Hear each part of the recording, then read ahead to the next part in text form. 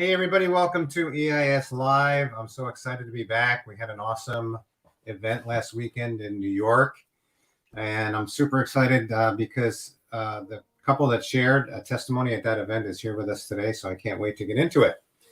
But before we do that, as always, I want to kind of let you know a little bit about EIS because I'm sure some people don't know who EIS is, Emotional Intelligence Solutions. And so for your benefit, EIS is a counseling and coaching and mentoring entity that basically helps people to find the freedom in their lives to become everything they're intended to be and discover their, what we usually refer to as your why and your purpose. And if you're in a mentoring program of any kind right now, we're basically an extension of that mentorship program, helping you to take it to the, what we might say, the next level. How do we do that? So we do that by employing a process that affords a person the opportunity to go deeper into their past, uncover their broken, unhealed, and undealt with areas that prevent them from discovering healthy patterns in their lives, in relationships, marriages, business, employment settings, actually in every area of their lives. And to deal with the whole person and not just fix certain areas and kind of become that best version of ourselves thing. And also not to just develop more coping mechanisms and just surviving. We'd like to help people thrive in their lives. So we extend that process also into leadership development, as we believe leadership starts from within. It starts from this core place within ourselves.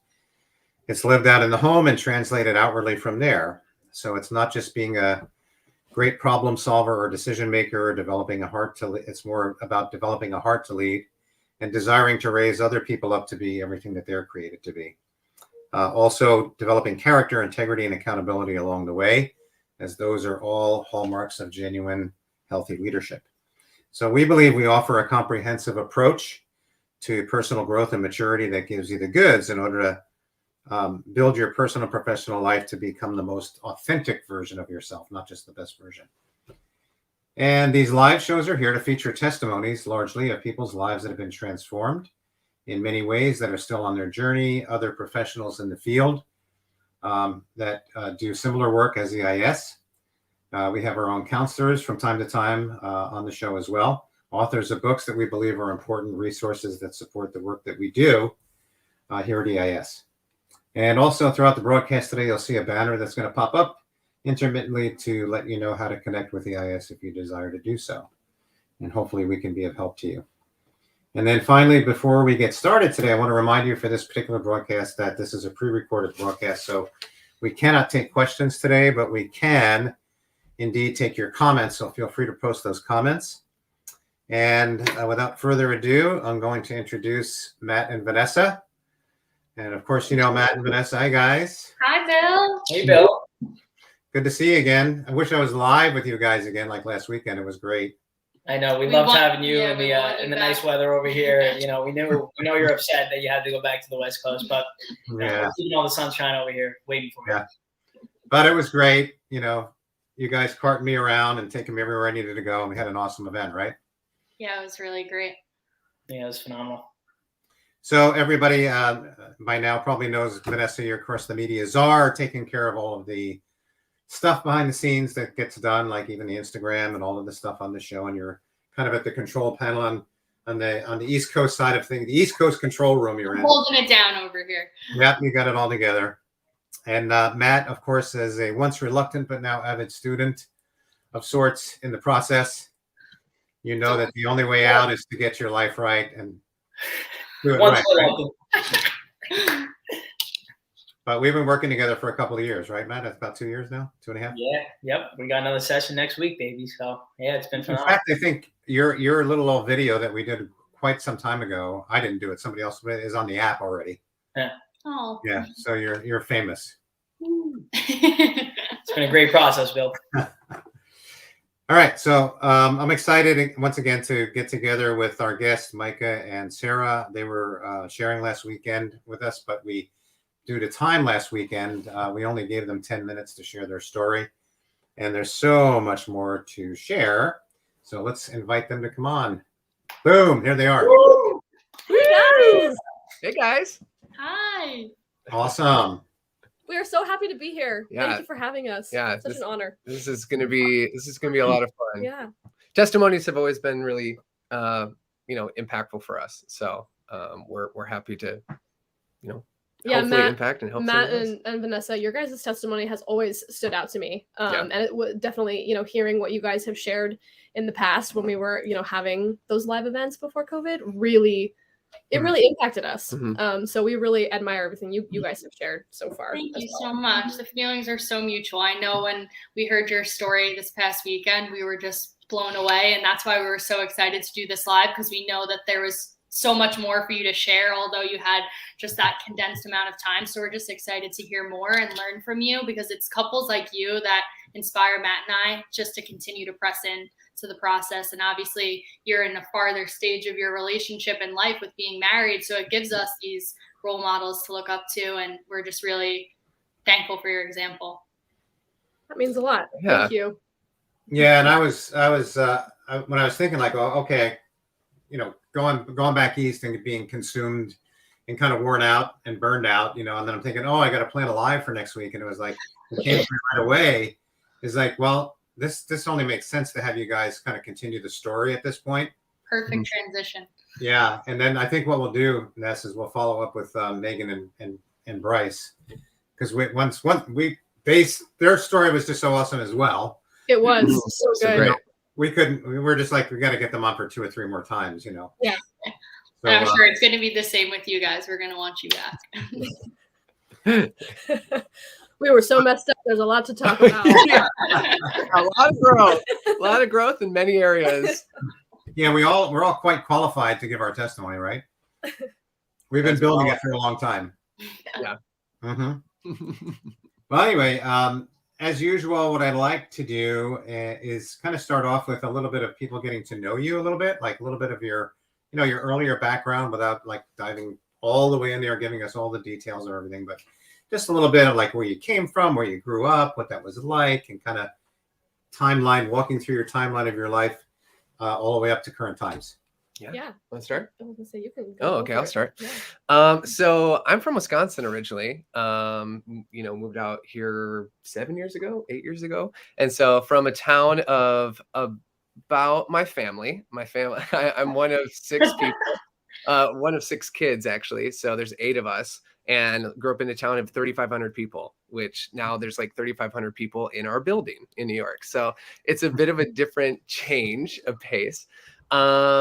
But was always kind of had a performing background, did a lot of performing in high school and sports and, homecoming court and stuff like that. And then that carried on through college, and then continued to do performing in that. And then that's why I came out to New York to pursue performing in that way as well. So I have, growing up in a big family, that dynamic was really fun. I loved it, but there's just like, there's a lot of people, it's so crazy to look now and just see how different everyone is, coming from the same family, same 2 parents, and just like seeing different dynamics and coming home and that, like the temperament test that you guys do, and you guys have, that we have done through you guys, it's just like open up my eyes just so much about, I've learned so much about myself when it comes to my own temperament, so much about her, and then also just about my family, and just to kind of like, it's brought a whole nother awareness that I haven't had before. But I think before like getting into us, why don't you share your background a little bit before? I'm from Kansas, so also from like middle of the country. I grew up in the suburbs. It was just me and my brother. So different dynamics than he grew up with. And my parents were fantastic. They were always. I was a performer. I danced growing up. Dance was my thing. I danced from the time I was very young. And I just had a propensity for it. So that was like the skill that I honed in on, and I worked to become really excellent at it over the course of my entire life. Which, like really led to me pulling my value from that specific thing. So really had a very performance driven mindset, because it was like, okay, people love me when I do well in a show, or people, it was just one, and it wasn't even intentional. It was just the way that I was perceiving things, that it's like, oh, people are more excited to talk to me after I've just done something that they really enjoyed. And so it's sort of like it was almost like my heart was experiencing that my value came from that, even though that wasn't those people's intention, you know? Yeah, before you go on, let me ask this, because I was thinking this, Micah, when you were sharing too. Being that you're both in the performing arts industry, you know, I kind of wonder, because we talk about the false self so much, and you're alluding to it now with like getting your value from that performance reality. You know, I wonder how much reflecting back on it, how much did that lend itself into you acting in real life, like with that false self, that mask? Yeah, totally. I think a good amount. For me in particular, because I am melancholy in inclusion. I have melancholy in my temperament, and I sort of learned in the performing field that like that didn't lend itself to being successful in that field. And so I definitely sort of put on this, or I went through a phase where I definitely was putting on like, this is me, I'm out here and I'm, you know, I'm fun and I'm easygoing, when in reality I didn't want to be at whatever event I was at, or, you know, whatever it may be. And like, not to get into this too soon, but that led to me, I discovered that alcohol would allow me to put on that mask. That was a really easy way for me to put that mask on. And I started doing it in college. And then that just kind of transitioned into my adulthood, where it's like, oh, what an easy tool for me. I just have a few sips and I'm someone else. And I'm so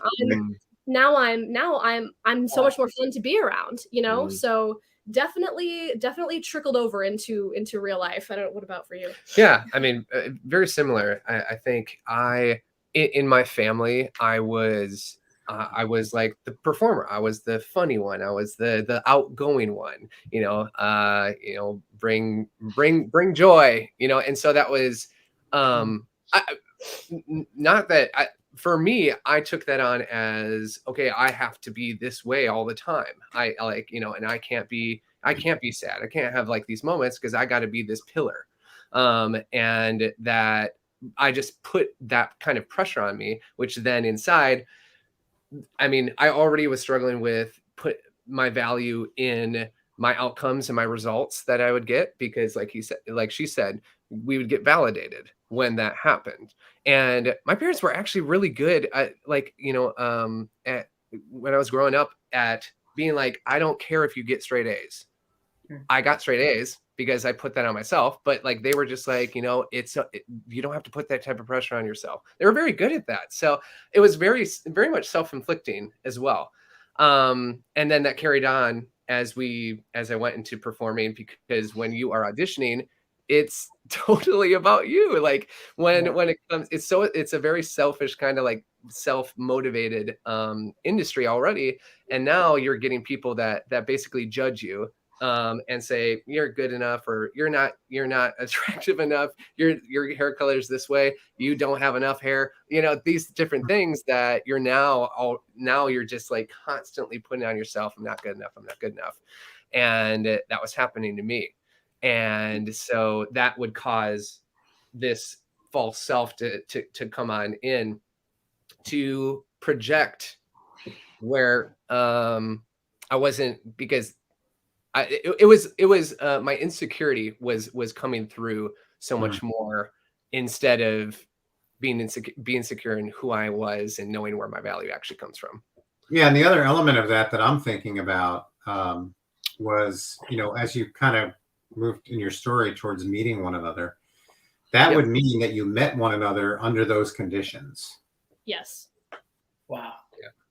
Which was super great to have that kind of pattern, you know, link up, because we both really, you know, well, you should share.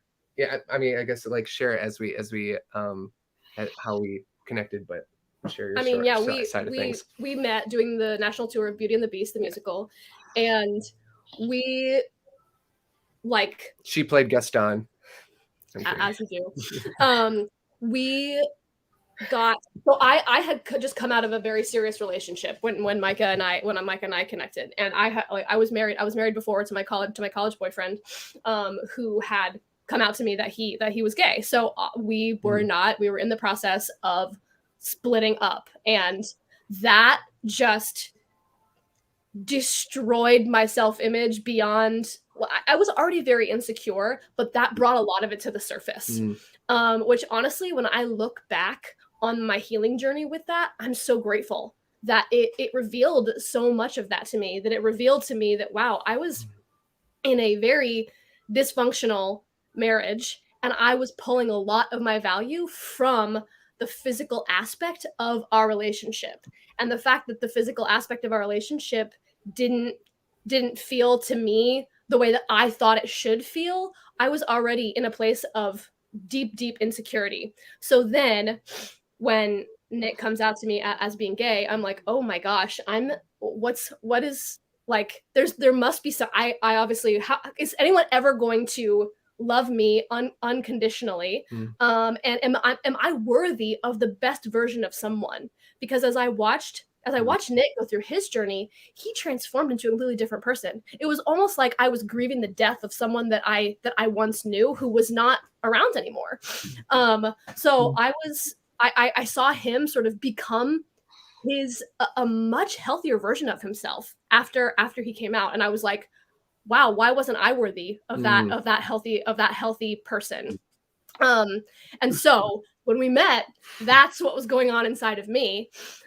So we just kind of dove into a physical relationship where I was like, hey, I can get my validation here. We have fun together. And I'm not going to think about it too much. I'm just going to like enjoy myself because I deserve it, because I've had a hard time these past couple months, you know? Yeah. All right. If I can, like I'm a melancholy inclusion, so I totally, it's definitely one of the more intense temperament areas to have melancholy in, and to have that situation go for you when you're already performance driven at that point. And, as melancholies, like we tend to want to know we want that, that feeling that we understand, our close relationships, and to have that happen with that temperament.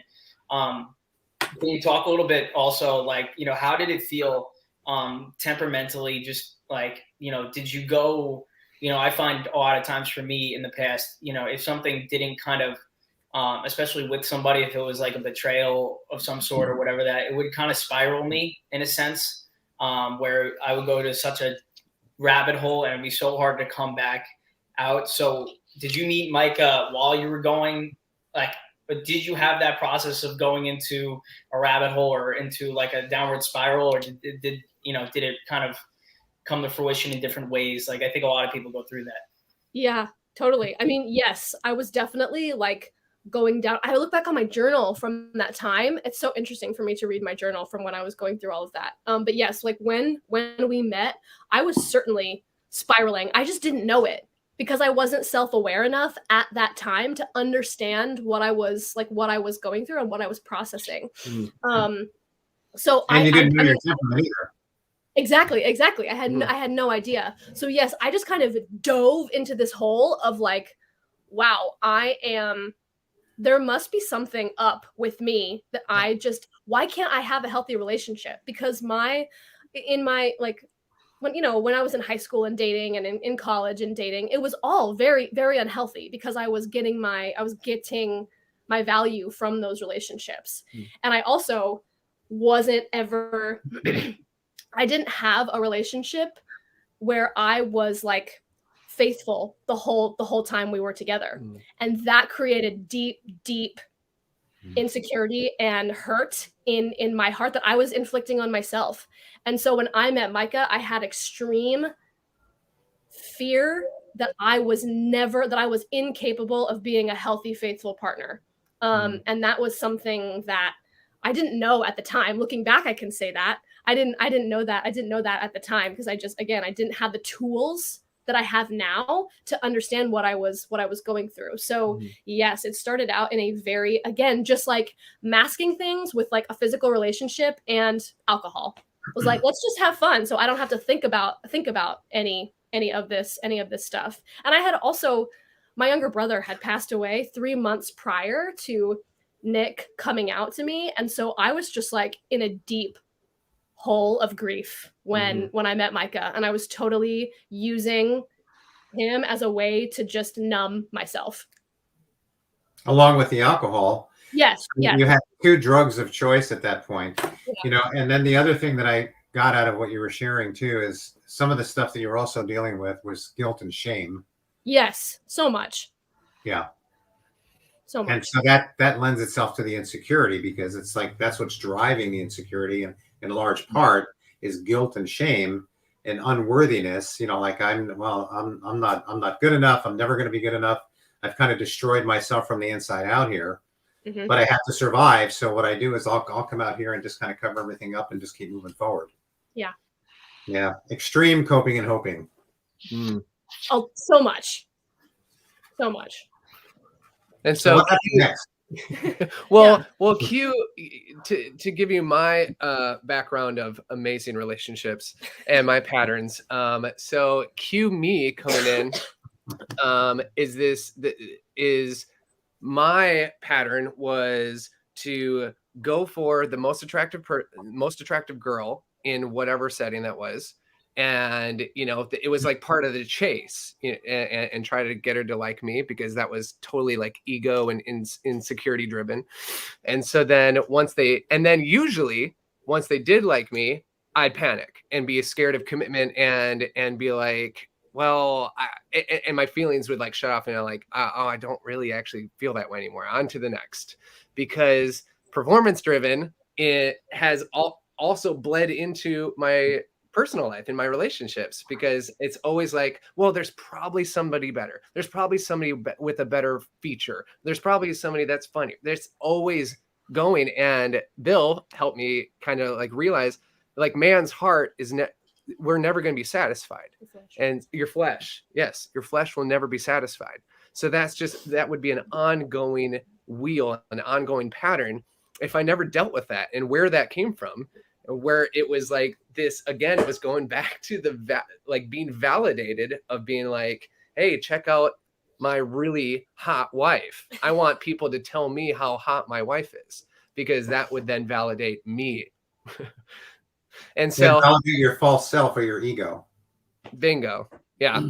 And so that was going into it. And so it was just extreme. It was all physical in the beginning. And then once the tour, and we had such a great time on tour, but it was like very much when the tour ended, we were both kind of like, all right, well, I guess we'll see how this goes. If this was just like a showmance kind of thing, or if this is real. And we continued to go. Very, very dysfunctionally continued, but we continued. So then I got brought up where sex before marriage is a no-no. You don't do that. That's bad. And so we would, you know, that we had sex and all that, but every time we would be physical, I would feel this shame and guilt afterwards. That I would inflict on myself, and then inflict on her, and then she'd be like, "What's wrong with you?" You know, like, what, like, get over it, kind of a thing. And so then I finally just came to the point where I wanted to see where our relationship is and what it would be without it. And I was like, so I don't want to have sex anymore, and let's see where our relationship is. And how'd that make you feel? I mean, obviously, coming from what I had been going through, I was like, fantastic. Someone else who wants nothing to do with what I've got going on. This is perfection, you know? Like, again, it was taking away what I was using as my value. So then it was like, well, am I worth anything? If you don't want to sleep with me, am I worth anything? You must not find me attractive. You must, like, my body's not good enough. All this stuff. Yeah. And so that happened where we like we found loopholes in that, where it's like, well, this technically isn't sex, so we can do this and we can do this. So, and then we did that, and then I'd feel guilt and shame and afterwards. And so I was like, that okay, so we should just cut off completely. And we did that for 3 or 4 years before we got married. Yeah. And completely cold turkey, nothing. I mean, we barely made out because anytime we would make out, it would lead. It was a gateway. So we like kissed, and that was as far as we ever went. But what we filled with that was, because it was really Bill, honestly, when we counseled with Bill, talking about the purity covenant. Yeah, because quickly, as we were going on this journey, mentorship and EIS came into our lives. So that, and it saved our marriage. It did, before we were married. So. And so he explained why, the reasons for the why you don't have sex for a while, and before marriage, and what you do to fill that. Because if you just don't do that, and then you go about your life and try to like go to bed or whatever without actually filling it with emotional intimacy, like building emotional intimacy, then it kind of, you just feel like friends. Yeah, you feel like friends, you feel like roommates. And so what we did was we started reading together. We read Love and Respect, which is an amazing book, and we'll probably reread it again. We read that together. And then we also did a marriage journal that was recommended to us, that basically it's a sit down every week where we go through specific questions to kind of like grow our emotional intimacy. And it was I can't highly recommend it enough, to be honest. I know in this day and age, in this culture, that is such a like, extreme. Oh my gosh, that's so extreme. Like, I can't believe, like, how do you know if you guys will be compatible? Like, that's a very like thing that people say. It's like, well, what if you get married and then you find out you're not compatible? That if you are emotionally like healthy and you've grown that don't matter. Yeah. You'll figure it out. Yeah. And so we can't, just from our journey, we can't recommend it enough. Yeah. It changed our relationship completely. Like the way, because we were forced to find ways to connect that were not physical, and that actually bonded us and allowed us to get to know each other and understand each other on a level that we otherwise never would have, because we would have just filled the time with sex. Yep. Yeah, that's huge. Yeah, it's just such a big part of dating couples these days, trying to, I kind of feel really blessed about it, because most of the time when I recommend it to people, people do it. The people who kind of do it halfway and cheat through it and just do it because they're supposed to or whatever, they don't get the full benefit of it like you guys did, and actually develop that intimacy, because you're not going to be able to problem solve together. You're not going to be able to get through conflict resolution. Your insecurities are going to stay the same. Like, all these things are still going to be there, that, when you stop doing that, it gives you that opportunity, like you said, to actually start dealing with those things and have a genuine relationship that's not built on sex. It's funny, because I obviously did that 30 years ago when Steph and I got together, and we were in our 30s on our second marriage. And there was a couple that we were friends with, and he actually said to me, that part of your relationship is going to be the first to go. Like, when you start having kids and everything else, it's like, that's what usually happens. It's interesting, because before you get married and you're dating and all this other stuff, it seems to be the most important thing. Then later on, it just fades away into a much less important area of your life. So, of course, if you build your relationship on what you thought was so important then, and it becomes less important, then there's nothing to stand on at all. Yeah. When you build a genuine relationship, then you have something to stand on. Yeah. Absolutely. And if you don't fill the, so like, if you cut that out, and if you don't fill with growing emotionally, like together, you'll turn to other things. For me, it was porn. I'll just be honest with you. Like, it was, I told her, like, I don't want to have sex anymore. Let's see where our relationship is. And then I was feeling that need in that way, because it was, for me, it came from a sense of like powerlessness. And when I felt, powerless, or when I felt tired, or just, it was a moment where it was a quick fix. I felt, this, it was, again, insecurity that was just like showing through that. And it's empty. It is so empty every time. And there was one moment where, and this is a big turning point in that, is that she was we were just talking or whatever, and she's like, "Hey, can you look this up on your phone?" And I go, "Yeah, sure." And I bring it up and I swipe it, and it's right there. Mm.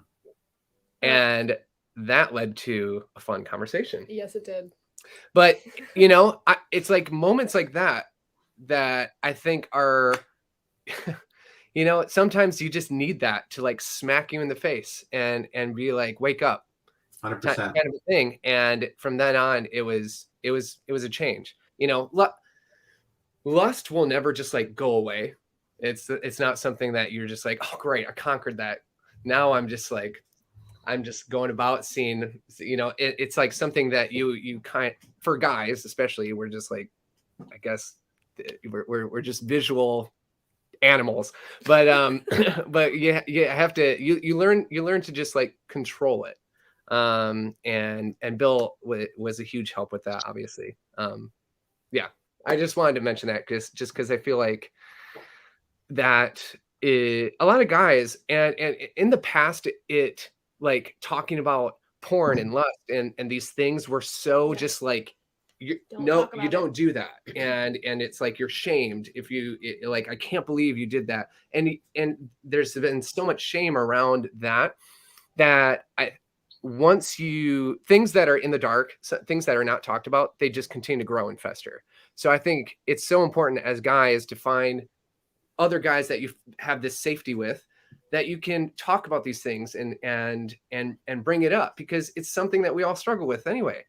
And so if we can bring it to light so that we can actually start to deal with it and figure out where the root of that is, because for me, it was rooted in insecurity, so much insecurity. And again, performance driven, all this stuff that I needed to work through. Whatever's hidden or denied in the dark can't be healed, of course. Mm-hmm. Yep. Like we said last weekend. So Sarah, you had something hidden going on too. Yeah. You mean the alcohol? Mm-hmm. Yeah, totally. It's Maybe so, it wasn't it's so so funny. hidden. Yeah, totally. But I mean, I wasn't willing to say anything about it out loud anyway. I don't even know that I ever had a thought about it. I was like, this might be a little unhealthy, the way that I'm using this as a tool to become someone else, and numb my pain. But it wasn't until, that just happened. It came out in one of our sessions, Bill, as you know, and it was just like, oh my gosh, wow, that is something that has been impacting our relationship negatively, that I need to stop doing that. And I mean, the moment that I said it out loud, like you said, like bring things to the light. The moment that I said it out loud, I was like, and really it was me telling Micah that I had that realization.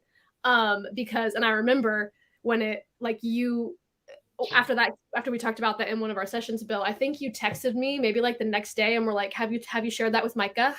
And I was like, Just a little follow up. Yeah, haunting you. I love those texts. Sorry, new phone, who dis? Yeah. And it's usually followed by like his Bitmoji of like jumping into the fire or something, and you're just like, awesome. Yeah. So Gotta love me. yeah. Yeah. I'm so thankful for it. Yeah. But telling Micah, I think, was a big part of that, because then it was like, okay, now I've said it to someone else who I'm around every day, who can actually see if I'm staying accountable to what I said I was going to do. So it really stopping. And I was very much like, okay, I'm not doing that anymore. Like I'm just not gonna, I'm done with that.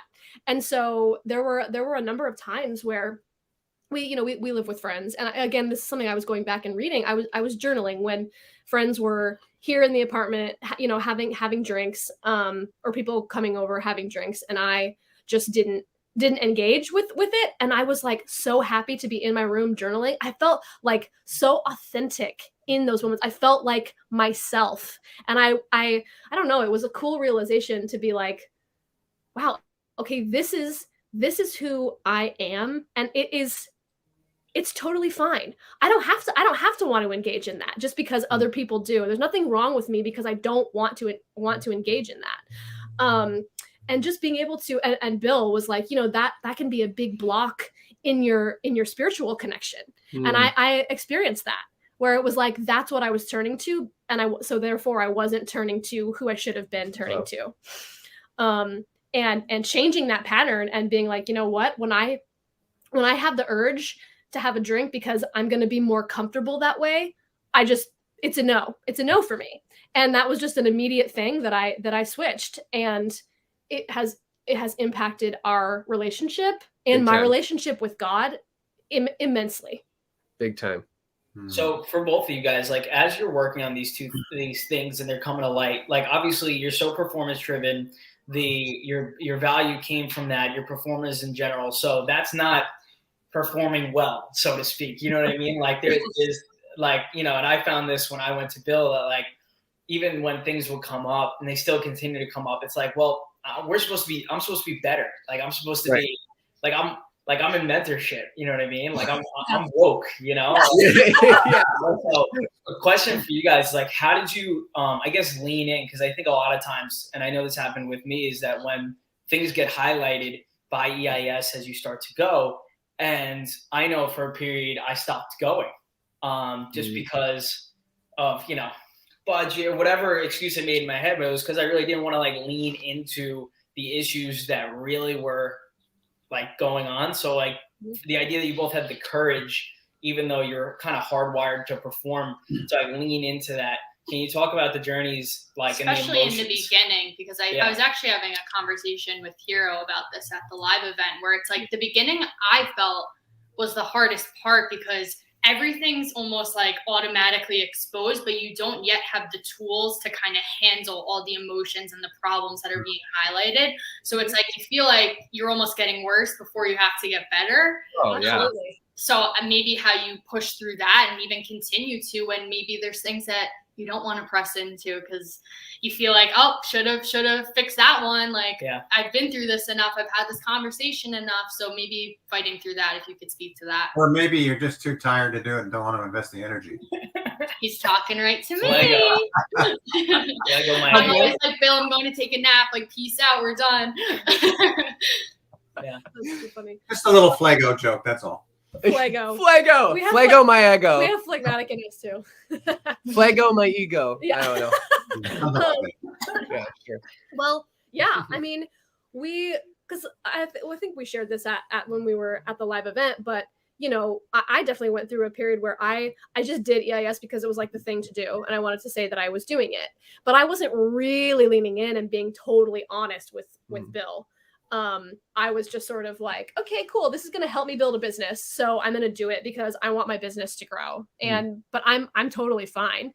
We want it for external reasons. Yes. Not internal. Yeah.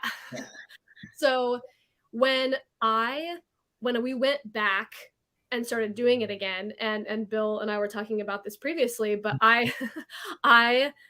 the first session, I think it was the first session I had back with you, Bill. I was coming home probably from work on the subway, and the subway was like stalling. I wasn't going to get home in time to start the session.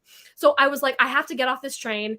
I'm just going to do this session on my phone, like outside. It was the dead of winter in New York City. Yeah, probably 20 degrees. So I was like sitting at a bus stop on my phone doing this session with Bill, and it was my first session back, and he was like, okay, what do you want to, what do you really want to tackle? What do you think we need to work on here? And I was just like like all he vomited all over her phone. All of these things and things that I had never said out loud. And like I was sharing earlier, I mean, one of the deepest things was that I just like really believed that I was incapable of being a faithful partner. And once it was like the moment I said those things out loud, I felt accountable to doing the work to change them. Yeah.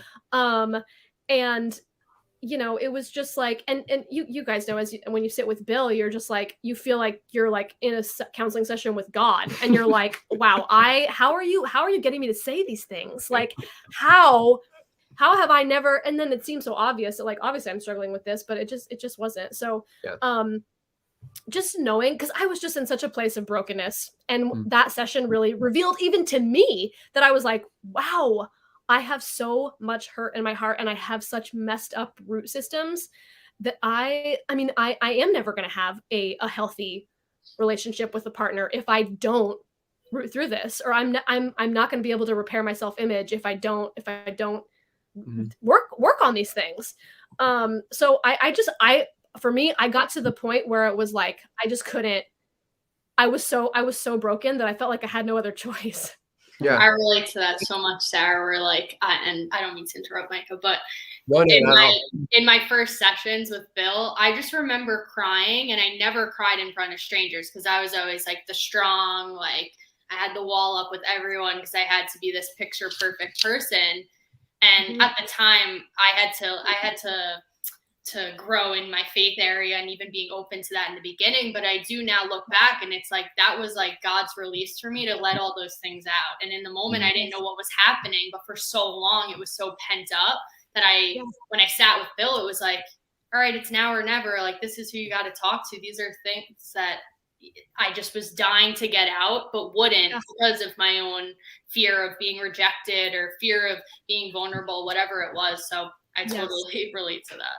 Yeah, absolutely. And I mean, the fact that as we were going on our journey, our spiritual life was really transformed. That was another motivating factor for me, because I always wanted a deep connection and relationship with God, but I had so much blocking me from being able to have that I didn't know was there. And I always kind of, again, looking back on journals that I wrote previously, it was like, why do I feel like I have this distance from God?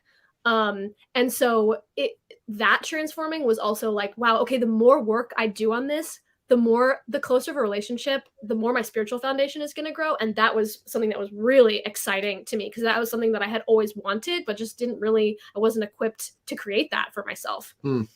Yeah. For me, it was always like this inner dialogue of like, okay, do you, like, especially if it's like, I don't want to confess this. Like, I thought I already worked through this. That's always the hard one for me to come and say like, hey, I fell again, or like I kind of like succumbed to this thing, or I fell in this way again. And it's hard to bring that back up because, again, image wise, you're like, I should have worked through this. I already did this, so then I should be fine. And so inside, I just have this dialogue of like, what matters more? Your ego and your false self being validated and thinking that people think you're perfect, or actually growing as a person and being a better husband and wife being a better husband and growing as a man. What's more important? You know, because again, it's like going back to that. It's like if you do not bring it to light, whatever it is, no matter how hard it is, no matter how many times you need to like confess some said thing, you'll never experience breakthrough. And so that just breakthrough and growth was always at the forefront. And I think the biggest aspect of the process that we went through with Bill, for me, was the forgiveness journal. Basically writing down all unforgiveness, all bitterness, all judgments that you have on people and all yourself. And when you really sit down and write out everything that you possibly can think of that comes to mind, that will really reveal to yourself. And that's really hard to do. And then it's really hard to say these things out loud to somebody else that you really respect. Yeah. But or to hear them read it back to you. Oh, sweet just Christmas. I remember being like, Bill is going to think I'm psychotic. He's not going to want to sit with me. Like, can we silently read these? Yeah. Do you have to say them back to me? Writing them out was we talked about this at the event last week, because your testimony was so powerful, and like I just needed to ask you guys about forgiveness, because you both had separate things or people that you needed to forgive along your journey. And I felt for myself for a long time, like, I would go through this forgiveness process with Bill, and then I'd still find myself in the car once a week, like, screaming at this person in my head, like, and it comes back, and these thoughts are like, well, I should have forgiven this guy already. I should have forgiven this situation or myself. So can you guys talk about a little bit regarding the forgiveness, because that's such a major part to both of your journeys, you know, between like the transition for you guys. How was that journey of forgiving both yourselves and the people you needed to? And then how did you have grace with the journey of forgiving people, you know, as that's, you know, it's not a quick fix or a light switch? Yeah. Definitely not. Yeah. I'll go first. I think what you said about grace is really key in that, in having grace with yourself. And because sometimes it'll be instantly, you'll forgive somebody and just like totally have that lifted and that's gone. And other times it may, you know, you see this person again, or they do something, or they come up on social media and you have like a little twinge, you're like, you know, and you're like, I thought I already dealt with that. Like, why is that happening? It's like dislike, delete, you know? But I think it's like, it's having grace with that, and just like repeating, it's taking, Bill talks about taking your thoughts captive is huge. Taking your thoughts captive in that moment and being like, like, no, like that's the enemy talking, that's my false self talking. That is, you know, what you fill in the blank for yourself. But that is, I've already dealt with this. I already have forgiven this person. And so, you know, I have authority over that.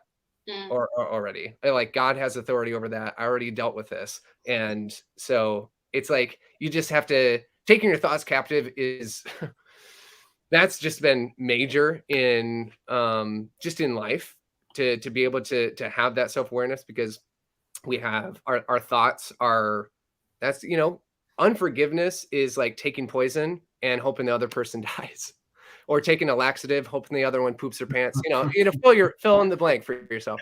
But that one I personally like. I haven't had a. I'm gonna use that one from now on. I remember when Bill said that to me, the first one, not the pooping one. He didn't say that one? You said the second one for me. I remember that. It smacked me in the face. I was like, wow, this whole time, like, I've been cursing people, thinking like something bad's magically gonna happen, or they're gonna feel the pain, like they're gonna regret it. But it's like, you're the one hurting. And I remember reading, is it Forgiveness? Is that? Yes. Yeah. So reading that and then just being like, wow, like I can give that to God. That's God. God's gonna handle that. Like, it's not my job to play God and punish someone and make them kind of live in this like jail cell, like, because they're not anyway. Even in your minds, you think that like you're punishing them in some way. And I struggled so much with jealousy and comparison, which also, I mean, is a form of judgment, you know, because you're judging somebody else for their accolades and stuff like that. But and yourself, like, you're also judging yourself that you're not enough. Right. Performance driven. But because when you really think about like how that person's not being affected by your judgments and your thoughts, where you think that that's happening, they have no idea. You're just like, you're suffering, your life is suffering, and their results or their whatever you're jealous of is not affecting your life. Usually 99% of the time, it has no bearing on your success. Somebody else's success does not have any bearing on, like, it's not hindering you from succeeding. So when you just like really sit back and learn to like release that, give it up, and start to combat it with celebration, because that it's just proof that, okay, this said thing, whatever you're jealous of, it's like, it's kind of like, in a way, it's corrupt inspiration, where you can also flip it and just like look at it as inspiration of like, oh, great, this person has succeeded in this. That means that this is possible. I can succeed in this too. It's like my time coming, or whatever. So if you just flip it and celebrate somebody else, you're also attracting that into yourself. But Sarah has a really powerful journey about. I was gonna say her testimony about. I'll let you share it. I'm not even gonna say it, but that really was one of the major components that stuck with me, because you might think forgiveness is this one-time thing, and your story kind of just disproves that, and how it's a journey. Yeah, it really is. And I mean, I was gonna say initially, like, that the forgiveness book was a huge thing for me on my journey, and reading and rereading that over and over again, because it's like, okay, I read this once, yes, that. Pick that up. It was so good, because it really, I mean, it slaps you around in the best way. So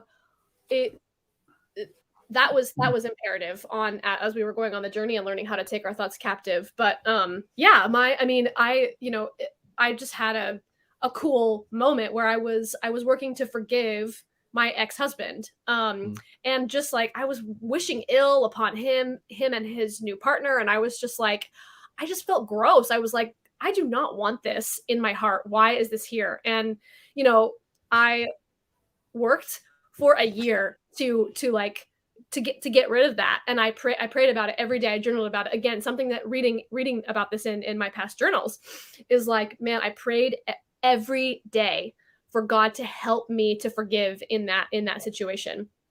And I still had this anger, this like, I would like hear about something that they were doing and I would be like, oh, I hope that goes horribly. Like, whatever it may be. And I just felt I was just like, please, I realized that I could do what I could do, but I needed something bigger than myself to help me, allow my heart to experience something that I hadn't experienced before. So, I mean, in that instance, it was a cool moment because I worked and prayed for a year to have that forgiveness happen. And it was just, that was one of the times where one day I was praying the same way I had been every other day.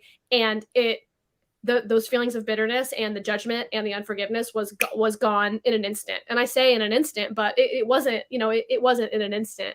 It was everything that I had been doing prior. I mean, I believe that it was everything I had been doing prior and how consistently I had been asking for God to partner with me in letting that go. And so the moment it happened in an instant, and I haven't ever had a thought or feeling of bitterness or anger towards them ever since that.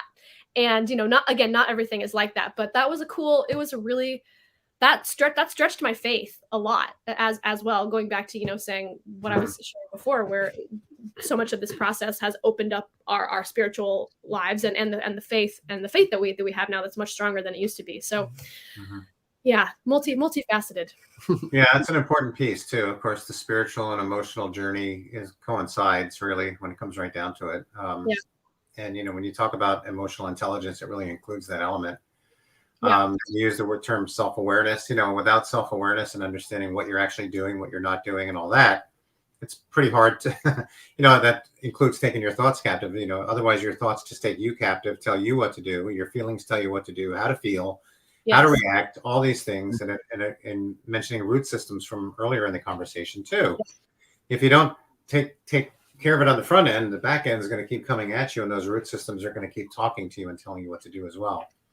Yes. So we're kind of coming towards the close here. So just to kind of wrap things up, this one's been awesome. I can see we could probably do. Can I just ask one quick question, Bill? Oh, yeah, please.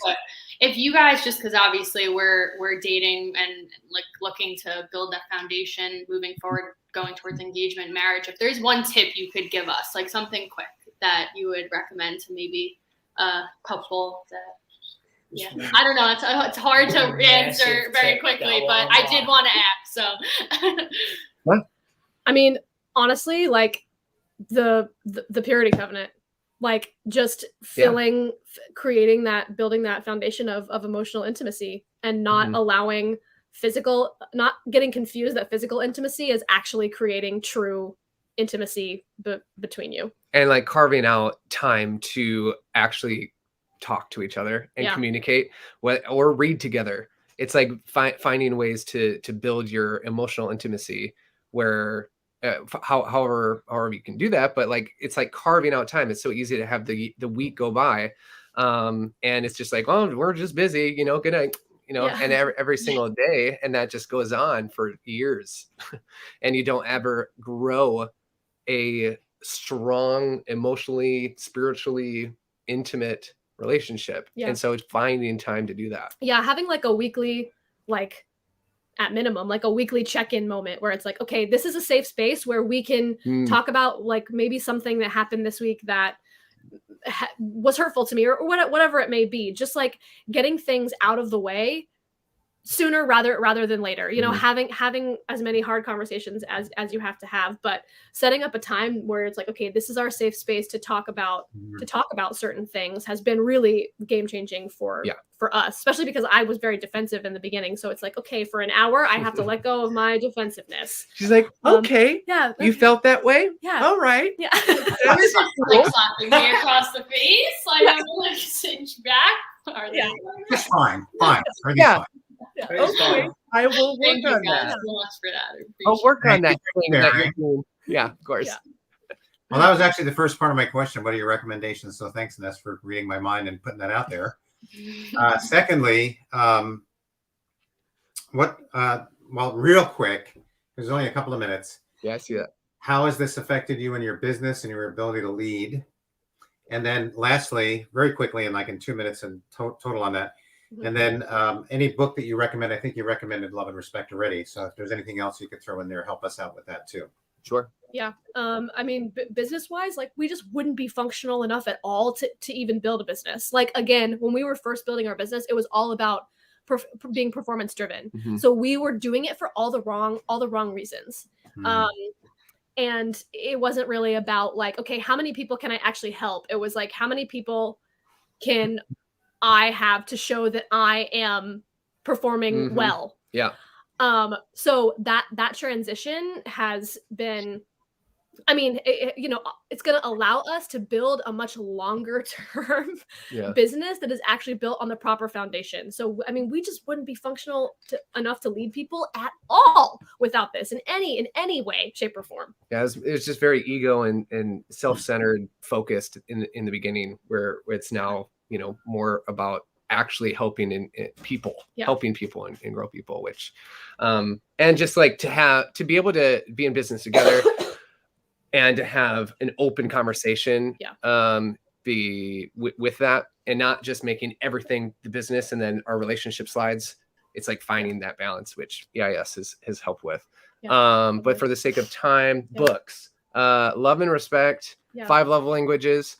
We talked about Taking Your Thoughts Captive, Battlefield of the Mind by Joyce Myers. It is a Christian book. So, but like, just, I think like, you know, if you're not Christian, just like look at it, you know, fill in whatever, because it makes a, eat the meat, not the bones.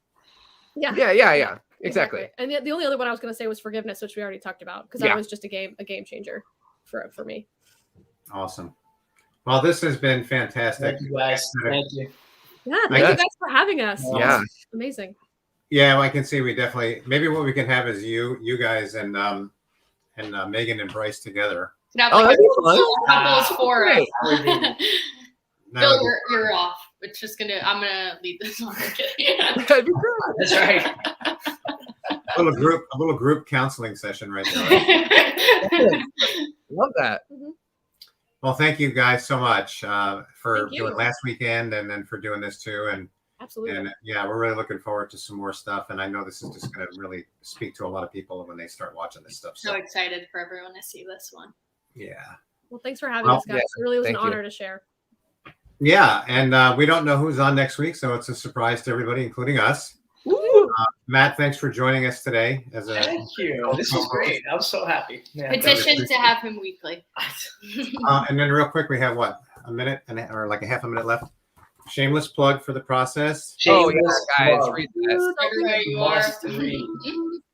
That's how I do that. And then this week's the week is The Obstacle is the Way with Ryan Holiday. You definitely want to get your hands on that one, because that was a part of our talk last weekend too. Is the hindrance becomes a way. So the obstacles are always holding in their power. If we release it in them, the way to keep moving forward. So, but for now, we'll be talking to everybody soon. And what happens next, Ness?